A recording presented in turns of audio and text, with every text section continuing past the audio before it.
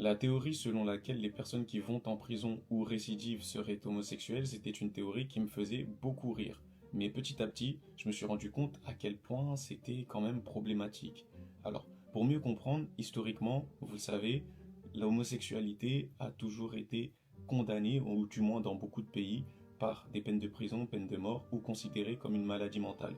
Et pourquoi je vous parle de cette théorie? Tout simplement parce que dernièrement, il y a un rappeur qui s'appelle Pusha T, qui est un rappeur américain, qui a braqué son producteur Gucci Mane, un ancien rappeur très connu également. Et en fait, dans les commentaires, on pouvait voir, oui, mais ce mec est gay, je vous jure, c'est obligé. Et je comprenais pas pourquoi.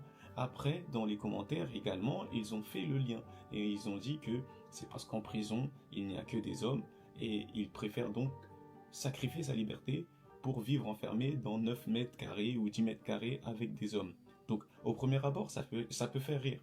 Sauf que, dans la réalité, comme je vous le disais, l'homosexualité a été associée à des comportements antisociaux. C'est également le cas de la prison.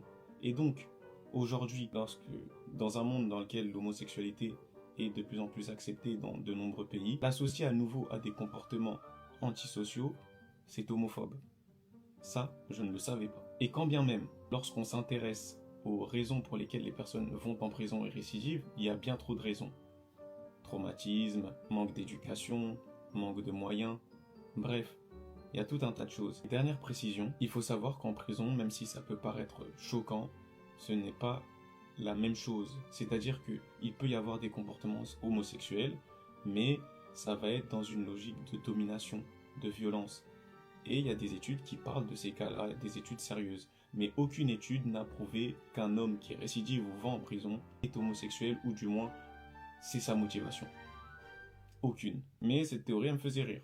Au moins, ça fait réfléchir.